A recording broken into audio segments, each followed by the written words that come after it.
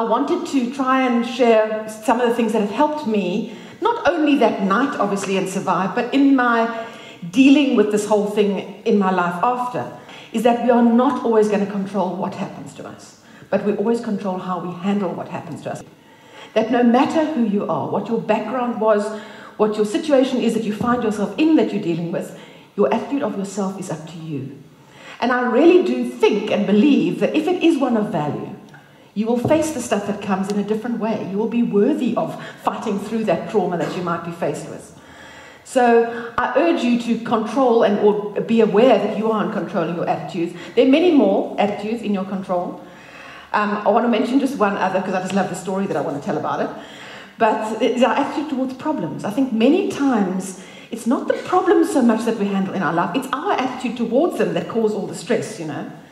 And the story that I wanted to share, I read it in a book. It's a story in the Bible, David and Goliath, but this guy tells the story this way, and he said, in the story of David and Goliath, here these two armies are, warring against each other, and in the midst of the one army is Goliath. And of course, as we know, he's described as this giant soldier, and when the Israelite soldiers took a look at him, they said, well, he's so big, we can't possibly kill him. And they turned and ran away. And then later there's David. Now, if you remember, David was not a soldier. He had no armor. He didn't have proper weapons. He had a sling and some stones. He was just visiting his brothers. He was a shepherd boy. He went out there against the same problem. The problem had not changed at all. Goliath was the same size, the same soldier. But David had a completely different attitude. He looked at his size and said, well, he's so big I can't possibly miss.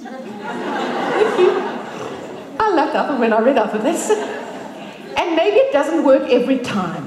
And that doesn't mean that every problem will just go into the ether and dismiss it just because we change our attitude. But imagine if we could get in the habit when you're stressing about something, just in your mind's eye, put it down, take a few steps back and say to yourself, okay, I can't change this person I have to work with. I can't change this deadline that's coming, or I can't change this traffic jam that I'm stuck in.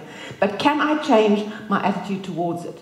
And maybe it might not make the traffic jam disappear, but certainly you'll get through your day without letting the traffic jam ruin your day.